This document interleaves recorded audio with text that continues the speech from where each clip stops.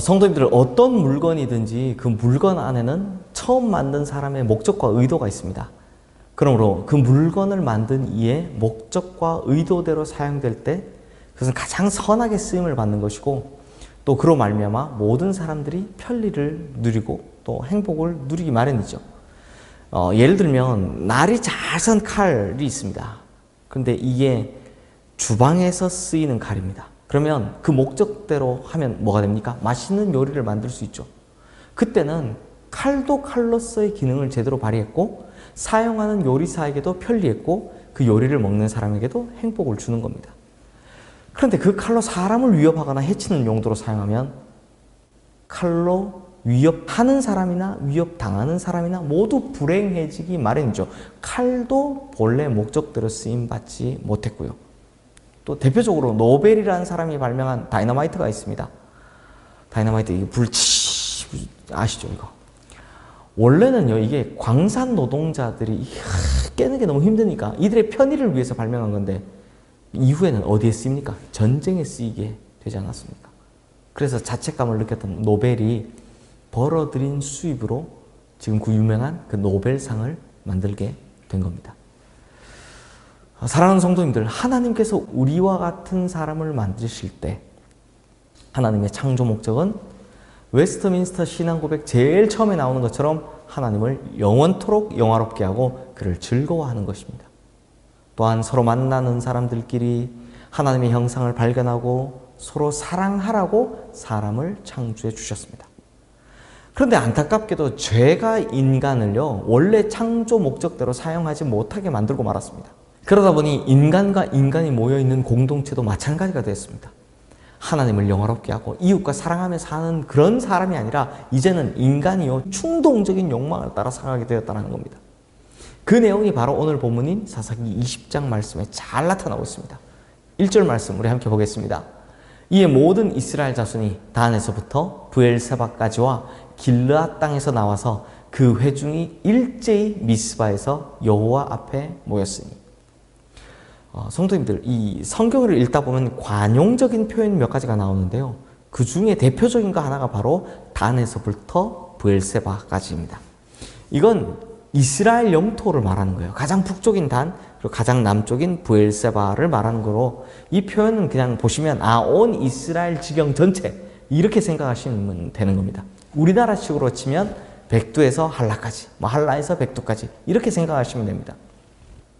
그런데 지금 온 이스라엘 전역에 있는 모든 대표자들이 다 모였다고 합니다. 왜 모였겠습니까?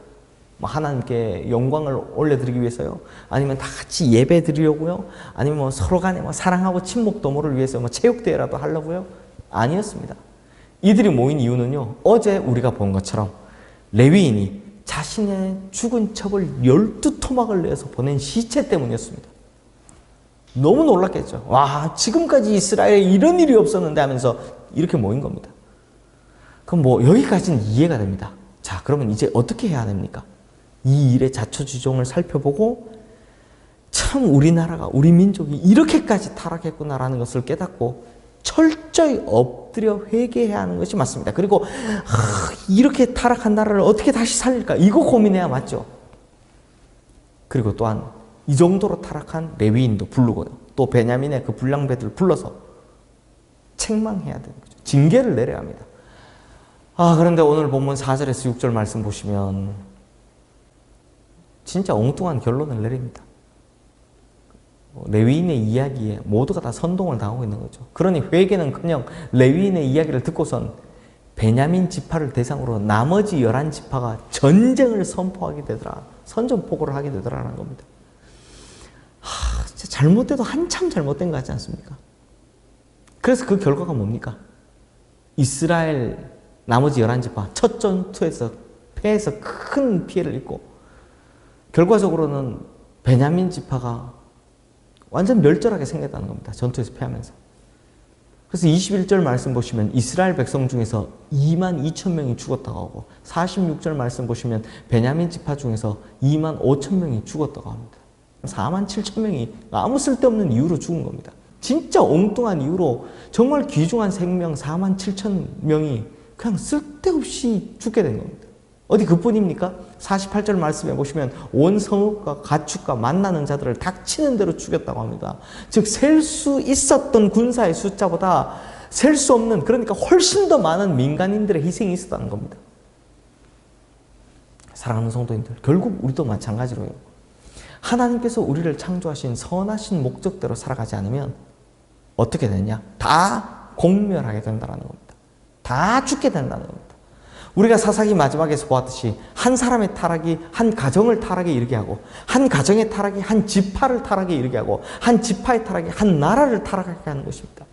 그러다 결국 그 결과가 뭐냐? 오늘 보시는 것처럼 서로 공멸하는 일을 벌이는 겁니다. 다 죽는 겁니다. 그러므로 누군가는 어디선가는 이 타락의 고리를 끊고 엎드려 회개해야 하는 겁니다. 사랑하는 성도님들, 오늘 본문 1절 말씀에 보면요, 이 11지파가 모인 장소가 어디라고 합니까? 미스바라고 합니다. 미스바가 어떤 곳입니까? 오늘 보는 본문에선 이렇게 온 나라가 내전에 휘말리도록 전쟁을 결의한 곳이죠.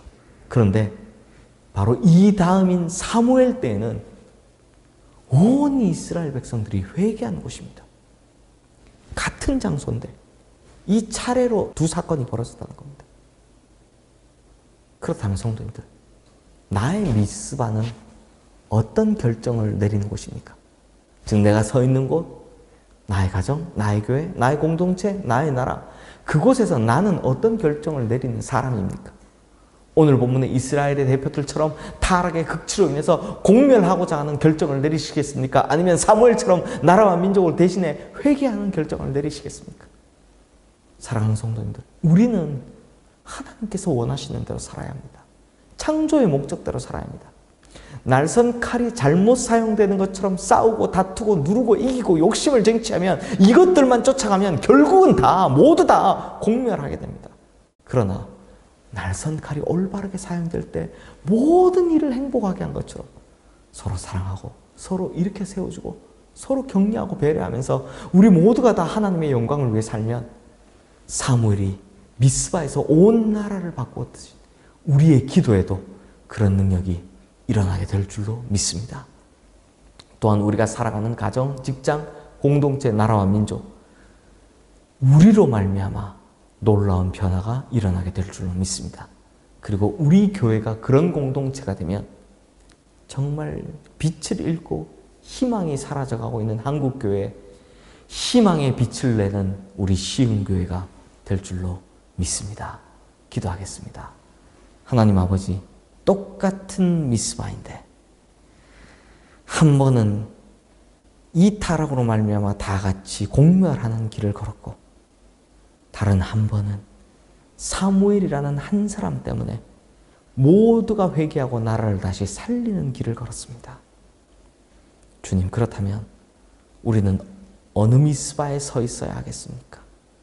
이제 주님께서 우리를 사무엘과 같이 삼아주셔서 이 나라 민족을 위해, 또 공동체를 향해, 교회를 향해, 가정을 향해, 무엇보다 나를 향해 기도할 수 있는, 특별히 회개하여 엎드려 회개하며 기도할 수 있는 우리 성도님들 되게 하여 주시옵소서. 그래서 나로 인해 다시 가정이 살고 공동체가 살고 교회가 살고 이 나라와 민족이 사는 역사가 일어나게 하여 주시옵소서. 특별히 하나님, 요즘 정말 빛을 잃고 맛을 잃고 희망을 잃어버린 한국교회입니다. 우리 시흥교회가 소금같이 짠맛 내고 어둠의 빛처럼, 그리고 이 희망 없는 세상에 희망이 되는 그런 아름다운 미스바의 교회 되게 하여 주시옵소서. 예수 그리스도 이름으로 기도드리옵나이다. 아멘.